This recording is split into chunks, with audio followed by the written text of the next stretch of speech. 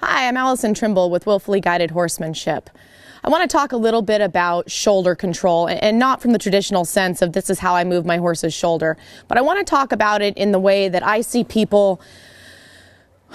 a lot of people lope in circles on their horses and really doing what they're calling picking their horse's shoulder up. So what happens is they're loping a circle or they're doing something and they feel like their horse is diving its shoulder in. And I've said this before, but I think that the reason that people, when they first start feeling things happening beneath them, which is kind of the proprioception about what's going on beneath you with your horse, I think that the easiest thing to feel when it's incorrect is your horse's shoulders. So as soon as somebody starts getting a little bit of a grasp on training horses and handling horses, the first thing they'll start going is, my horse is dropping his shoulder in. Well, there's two things that a horse's shoulder can do that you can control. You can move a horse's shoulder over. They can move over, like in to strike off and get the correct lead, or to steer your horse. Your horse's shoulders can move over. Your horse's shoulders can also elevate, but that happens from your horse driving with its hind end properly and your horse picking its shoulder up. The only thing that can happen, you can put bend in your horse and get them to bend around your leg, but you cannot physically pick your horse's shoulder up. In doing this, the only thing you're doing is keeping your horse from moving forward properly. You're pulling up on the rein and slowing your horse up, which, if anything, would be causing your horse to be more on its front end.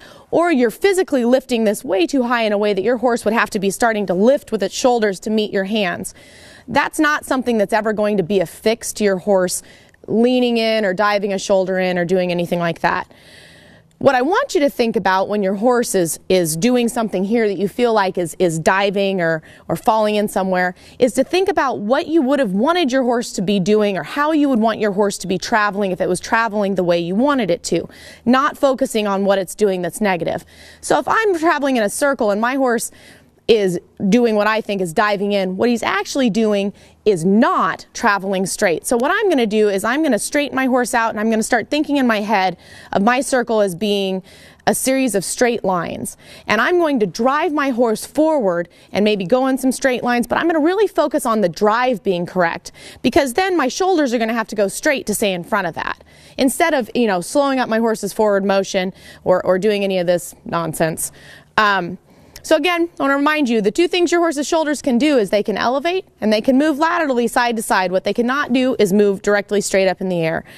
So if you have any questions or would like to know more about my program, please visit willfullyguided.com. And remember, enjoy your horses.